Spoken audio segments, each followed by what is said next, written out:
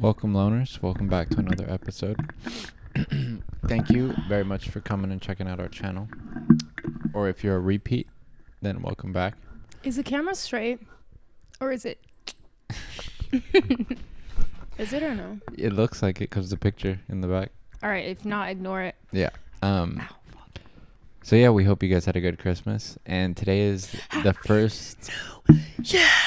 Yeah. So, when this is airing right now, it's the first of the year, pretty much. Wake up, wake up. It's the first of the month. Time to pay your rent. So hope that. Salute your flag. I hope you guys have your goals ready to go for the new year.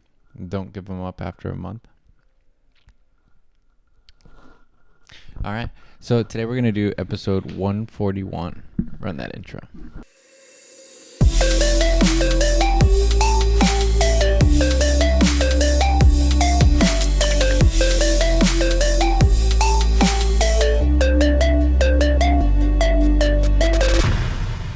So the video today is called Why More Americans Are Going Child Free. I think this is actually a global thing. I don't think it's only America. This was only 6 hours ago. So this was posted 6 hours ago. So it's a fresh video for you guys. Fresh off the grill. It's by CNBC. I'm sure you guys have heard of that. I do think that this is a movement that's going around the world. No, and I honestly think it's because things are not beneficial, I think, right now for people who don't have a lot of money or security. It's like you can have a kid, and I don't know if it's the same. I think in other countries it's the same. You can get some type of like tax credit or money for having a kid, but I don't think it outweighs the amount of stress and money that actually goes into raising them. Children are so expensive. Oh yeah, you're talking about out here. Well, I think it's a global thing, I think, because I know in Australia they do that too. And that's pretty recent. Yeah. That was like over the past few years here. It was after COVID, I think. Yeah, there's this guy, my sister, one of her amazing ex-suitors. He deadass was talking to Brian. I was eavesdropping because obviously I would be. Trying to convince Brian why having children is a good thing because you get money from the government. Yeah.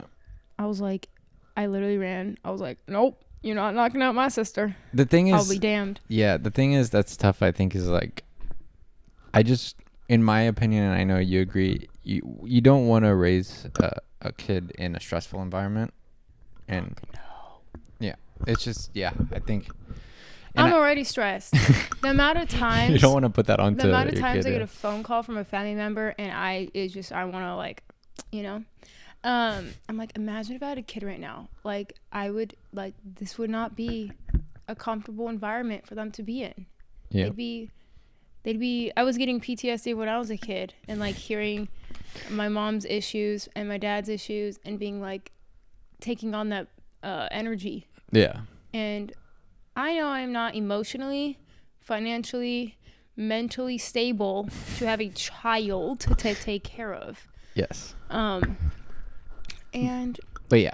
I wish my parents would have thought twice before. I'm sure we were mistakes. Most of us were. I don't think that they even were planning to. But yeah, okay. My brothers weren't. None of them were. All 3 for 3. None of them were. Oh, the boy. See, that honk confirmed it. All right, let's get into the video. So, all right, let us know if you were a mistake in the comments below. Yeah, and what your opinion is. But all right, let's go. We got married fairly young, and we both just decided for many reasons we didn't want kids. And then at some point we heard the acronym DINK, and I think just really fell in love with it. DINK? There are more Americans that are deciding not to have children, and it's purposeful. This new trend has led to the rise of a new type of household, more commonly referred to as DINKs. Dual income, no kids. Oh yeah, dual income. Please leave it to liberals to label everything. I can't. Income, no kids. That's perfect for us. That's absolutely right. Children are the death of net worth. Pretty crude, but honestly very true. This household configuration of dual income partners living alone without children is on the rise. In 2022, it was around 43% of households, and that's about a 7% increase from a decade previously. In 2022, 43% of Americans. 7% is almost half. 47%. Oh, It's almost half of the people in the States. Americans surveyed said they'd want to get married, but just a little more than a quarter said they were sure about wanting children. The term DINK is becoming more prominent now because of financial challenges, and they see children as she's just not another laughing. financial challenge that I'm sorry. I mean, she's not wrong. You will not catch me being called a DINK. Okay, yeah, I don't know about the acronym and shit. You could have just said dual income, no kids. You don't have to make an acronym of it. But, yeah. maybe they don't want to take on. So what's it like to live with a dual income and no children? And will it be the future of American households? According to a 2023 survey of DINKs, finance played a major role in their decision to not have children. More than a quarter of respondents said they simply aren't able to financially support a child at the moment. When we advise clients about having children, we honestly don't even give them the full real details and the real numbers. It's one of those things, if you actually see the math of it all, it might make you decide to not have children. It costs the family an estimated $310,605 to raise a child born in 2015 to age 18, adjusted for higher future inflation. Shit. Well, but I mean, in the future, in 10 years from now, that's going to be $1 million, pretty much, an estimated, to go from raising a kid to 18. Yeah, I can see that. Like, I hate to do this, but people that had kids in the 60s and 70s, it just had to have been a little easier. Like, it just had to have felt easier when there was more alignment with how much you made to what things cost of living and everything like that. There was more of an alignment. And I know a lot of older generations like to say that it's not, or you have it easier now. It's like, well, yeah, that was wasn't that like the boomer era? Yeah. Yeah. People were like being encouraged to have kids around that time. But I also think that it wasn't so hard to make a sustainable income at that time. No, it wasn't. That's what I'm saying. It's like, I think there's a disconnect between that, because it would only make sense to have a child. Yeah. Yeah, exactly. Like, or a because couple. If you say you took that cost of living graph that you see that was back in like the 60s, 70s, and then the average like income, with inflation, and it was more like even, if that actually kept up today, I'd be a millionaire. No, I'm kidding. It would probably be like more people would probably have kids, and there'd be less stress and stuff in households. Yeah, I definitely think it's a money thing. I think like 90% of the time. I was gonna say, I'm pretty fucking sure it's a money thing. And I'm sorry to say this, I'm not trying to shame anyone, but if you willingly have children and you know you're living paycheck to paycheck, you're a terrible, terrible person. That's all I'm gonna say. Oh, you're saying willingly? Yeah. If you're like, I'm not saying you need to abort your child if you get pregnant. I'm just saying. But it is legal. Here it is. Not everywhere in America. I know, I'm just kidding. But I'm saying, if you are going out of your way to have a child because you think the government's going to help you, stupid decision. Like, beyond selfish, because children are not toys. Like, tell them. They aren't pets, they aren't toys. Tell them. And then they just annoy everyone else too. And when your child grows up hating you because they didn't have everything they needed in every way possible, you're gonna play victim. I promise. Okay, I need to relax. Yeah, you're going deep. All right. So if you look at inflation, within the childcare market, it surpasses general overall inflation within the economy. Some couples are contemplating having children at the same time that they're still paying off student loans that they incurred when they were 18 to 22 years old. One of my very closest friends, she's been struggling with the reality that the take-home pay she makes is about equal to what childcare would be. That's a really hard position to be in. Seeing our friends really struggle with that balancing act has, I think, made me appreciate the flexibility that we have financially because I can't. Yo, where did you guys find these people? Okay, if you guys I'm sorry. If anyone has Instagram, if you follow the Reduce Stress, it's like a satire meme infographic, whatever the fuck. One of those accounts. It is this. Take a picture. This couple should be on that. Is it kind of like the affirmations one? No, but it is satire. Like, yeah, you. I'll send you a couple. It's funny. I almost feel like they're doing a bit. That's all I'm gonna say. It does feel like this would be on like Portlandia. Yes, I was thinking that earlier too. We don't have children. Besides saving on childcare, DINKs can also fully reap the benefits of combining their finances. To look at both of our incomes coming in and see how we're able to handle all of that because we don't have extra finances with a child. No, they're just saying to use it on things together. They're not saying to combine like bank accounts. I'm not laughing about that. I think it's so serious how, like, and because of all of our extra money, we're comfortable. We get to focus more on the things that we want to do and saving a lot of that money for the future and worry less about the day-to-day finances of the house and our bills. Money isn't the only expense that DINKs can save on. Cups, hold. The free time is actually one of the biggest things for me. So we built me a little office / bedroom up here. We definitely fucking ant. Sorry. Have some more expensive hobbies. I build mechanical keyboards, like computer keyboards, in my spare time, and just parts and stuff for that can be very expensive. Not having children has given those monitors and that. He has an Apollo, that audio interface. That thing is like grand right there. I will say, I think it is, I don't know if unfair is the right word, but stupid, I guess, that people do have to choose between being comfortable financially and having a kid or two. Because I do feel bad for people who genuinely want to be a parent. Yeah, they just can't. Or they just, I mean, anyone could. Well, not anyone. You know what I mean? Yeah. Generally speaking, it's not that hard to get pregnant for the majority of people. It's the 18 years after that are so hard. Because I know some people who have fertility problems. Yeah. But I forgot my train of thought.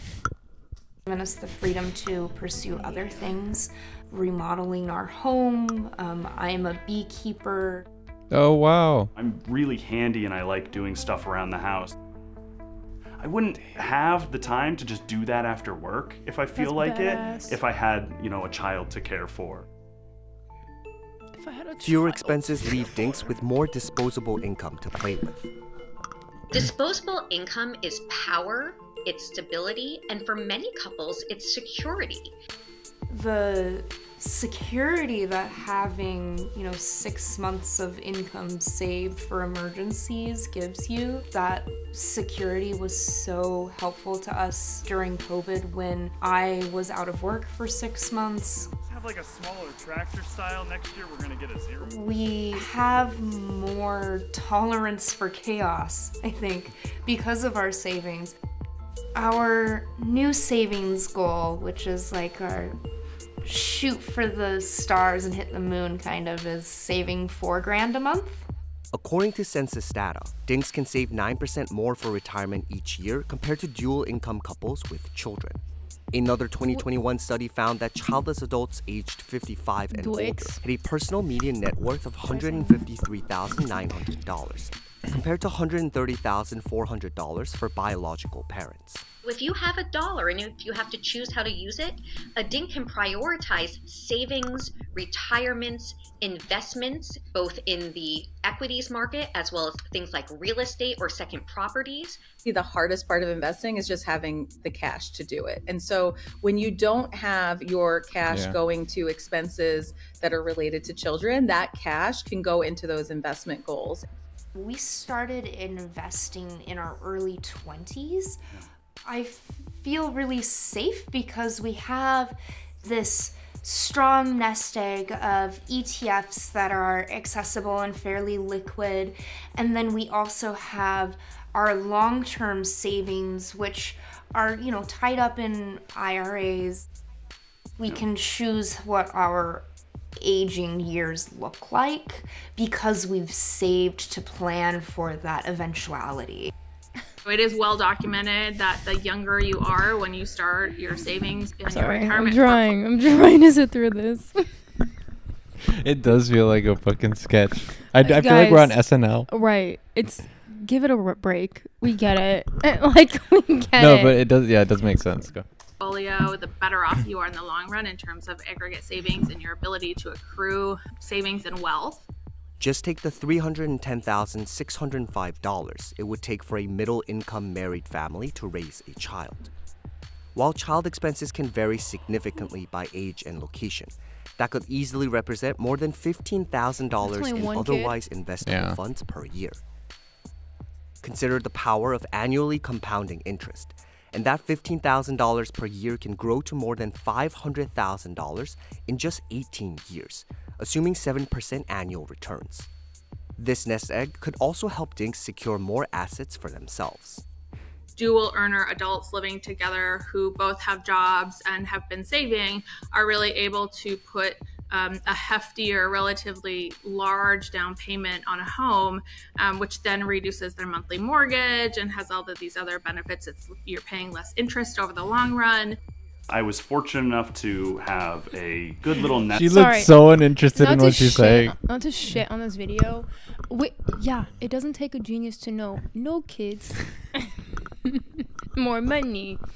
I thought they were gonna dive into like the systemic issues a little more. Like, I kind of agree. Hey guys, if we offer affordable, fucking, I don't know, childcare, like daycare, blah blah blah, right, or pay time off, or not pay time off, but like maternity leave. Yeah. Like, I'm thinking, let's paint a world where people would want to have children, and that doesn't mean giving them like a certain check every month that is still not enough to take care of a child.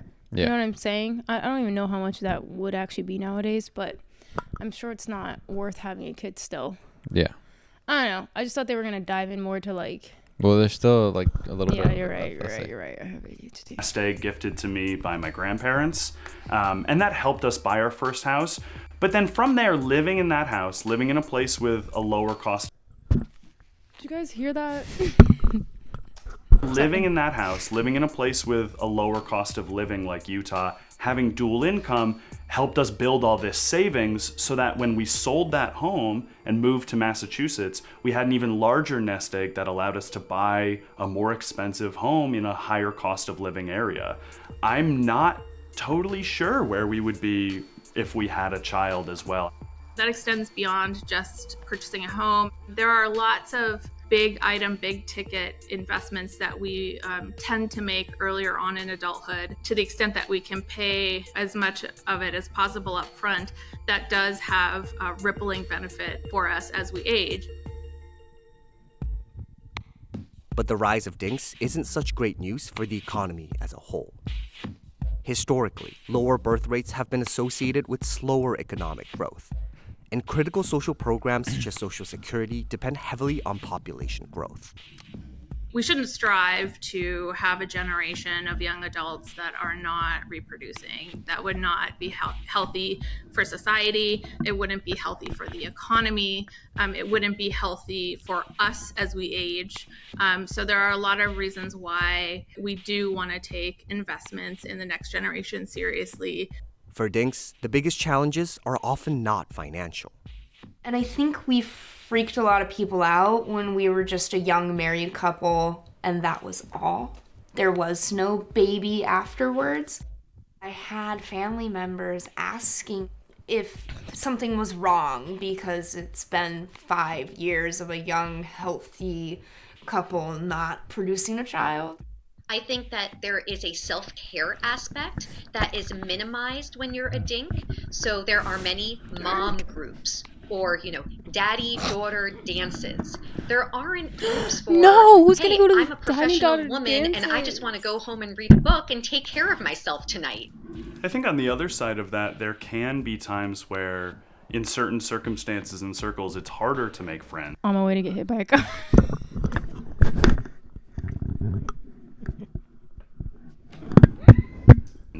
There is also the potential for more financial responsibility from other family members.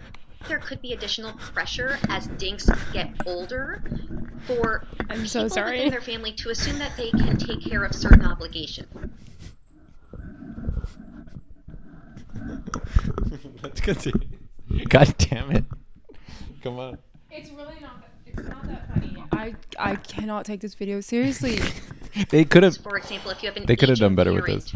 DINKs might be the ones that are relied upon because it's presumed you have disposable income or you have disposable time to take on these responsibilities. According to experts, the number one advice for DINKs is to prioritize savings and figure out clear goals for the future. If anybody is considering becoming a DINK, as a financial planner, if you want to become a DINK, just head over to Planned Parenthood. We got to make some shirts saying like DINKs. Like DINKs for the win. Honk if you're a DINK. Yeah.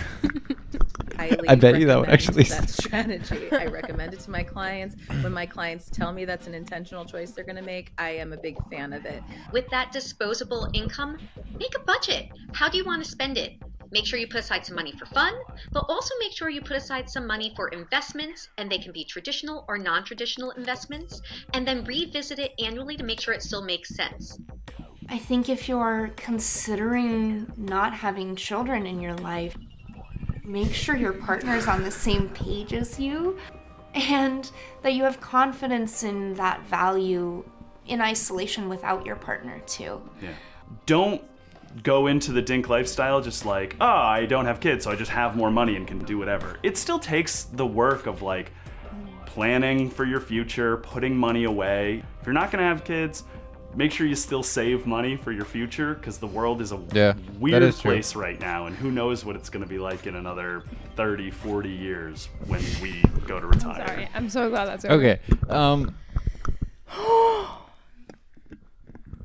Yeah, I don't know. I mean, it was just weird. I honestly thought too they were going to go more into details about like why these things are happening, with the situation and everything. Instead, it just felt like it was like a ad for becoming a DINK. The way they approach the DINK lifestyle. It reminds me of that movie Downsizing. Oh yeah. When they have to put on this whole like yeah, I remember. Presentation about why you should commit to this. Yeah. They act like being a DINK, like I don't know. They make it seem like it's irreversible. Yeah. Like once you can probably find a way to not have a kid if you change your mind, believe it or not. Yeah. Anyway, I learned nothing from that video. It was pretty entertaining. I felt like we were watching an episode of Portlandia. It did, and I thought, yeah. Anyway, whatever. Pretty much what I I'm so learned sorry is for that laughing. Life is cheaper if you don't have kids. That's pretty much what I learned. I mean, that's common But that's already sense. common sense, yeah. Having our dog is another expense. It's nowhere near a child, but like I can easily tell you that if we didn't have a dog, we'd have a few $100s extra. You know a what month I'm or saying? something like that, yeah. That's just common sense. Yeah.